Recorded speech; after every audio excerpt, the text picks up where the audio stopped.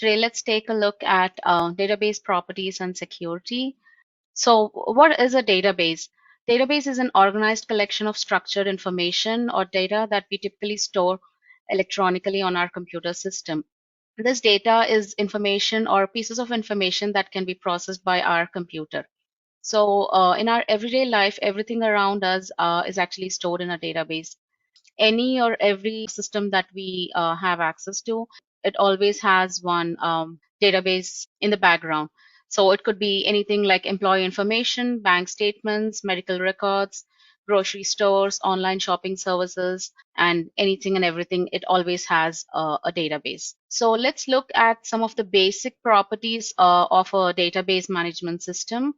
It could be any database like SQL, Oracle, Postgres, MongoDB. It could be any kind of database system, but it always has to be based upon these basic properties, and these are called the ACID properties: atomicity, consistency, isolation, and durability. Let's take a look at each property. So in a database, the main thing that happens is a transaction. A transaction could be a transaction represents a sequence of actions or operations performed against a database. It could be anything like reading, writing, updating, or deleting data. Atomicity stands for a transaction should either happen completely or it should not happen at all. We cannot have partially executed transactions in our database. Atomicity refers to the entirety or the integrity of a database transaction. Let's take an example of banking, and let's assume account A is sending $500 to account B. $500 are deducted from account A, but account B does not get anything. So if a transaction happens partially, then it can lead to inconsistent data. So one of the basic principles of a database management system would be atomicity. Then we have consistency. Database needs to be consistent before and after a transaction. So this property, it refers to the correctness of a database. For example, if we have two accounts, the sum of the both the accounts before and after the transaction should be equal. So here we have account A has $1,000 and account B has $200, which totals up to $1,200. But in case a partial transaction happens, then account A is deducted with $500, but account B is still left with $200, which totals it up to $700. And this leads to inconsistency. So either before or after a transaction, anytime the data has to be consistent. So this is another basic property of a database management system. Then we have isolation. We could have tens and thousands of records of transactions happening per second. So multiple transactions that can concurrently occur without interference is the isolation property. Each transaction operates as if it is the only transaction being processed, even though multiple transactions may be running simultaneously. So they could be all of these transactions need to be independent of each other, and they need to happen without interfering with each other. And then we also have the durability, which is we need to ensure changes made during a transaction are saved, even in the event of a system failure. The effects of these transactions should never be lost. So whether we lose power or anything, like a system failure should not have any effect to our transactions. They should still all be saved correctly in our database. So if we take our SQL server, we can find out the properties of a SQL server. It has an inbuilt function called database property EX that allows us to return the specific information that we are looking for. It could be either for one or all of the databases. This function can be called from the select statement, and we could try to find out either the recovery, the status, the updatability, user access, version. There are like tons of properties here that can be found out using this database property EX. Apart from this, we could also go onto the database, right click and select properties, and that gives us like tons of properties that the server has. Then let's look at database security. So secure sensitive data, we need to secure sensitive data and maintain confidentiality, availability, and integrity of the database.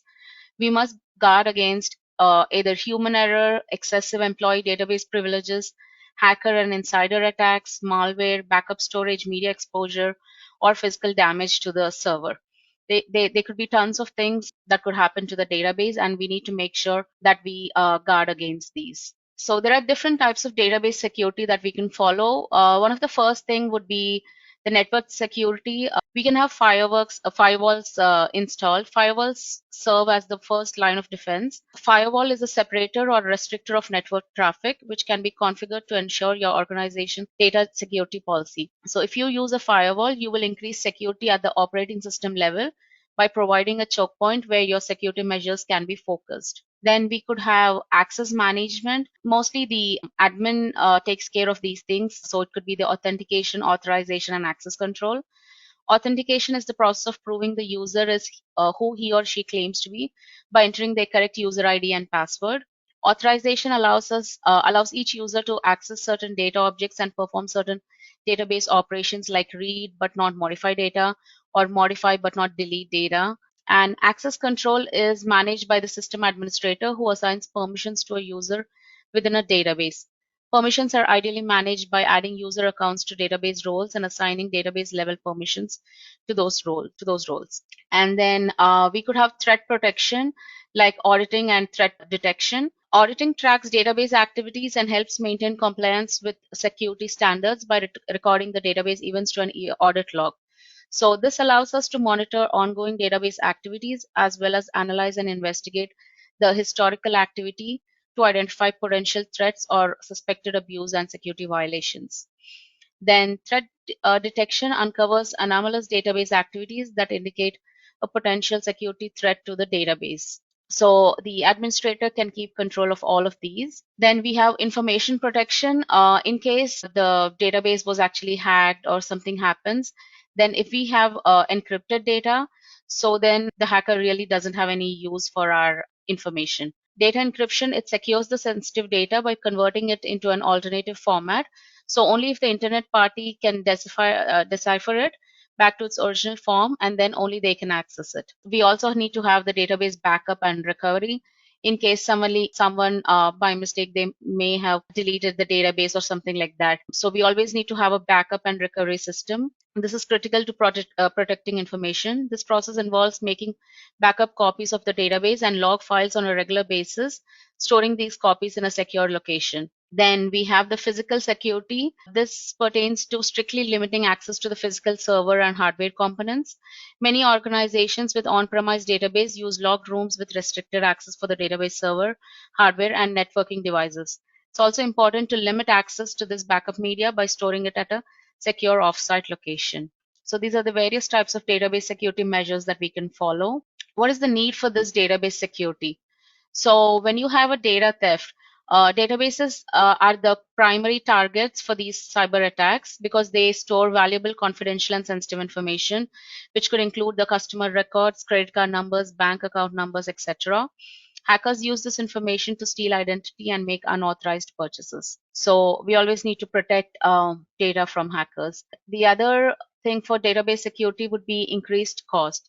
Although the numbers may vary by industry, data breaches can cost millions of dollars to fix, including the legal fees, assisting victims, and extra expenses to recover data and restore systems. Companies might also have to pay ransomware to hackers who demand payment to restore their logged files and data. To protect against these costs, many businesses add cyber insurance to their policies. Then we have damage to business and brand reputation. So obviously, customers hesitate to do business with companies that don't protect their personal data. Database security issues that compromise customer information can damage the organization reputation. To protect their reputation and rebuild customer trust, some businesses increase their investments in public relations and offer credit monitoring systems to their data breach victims at no charge. And then you have data breach violation penalties.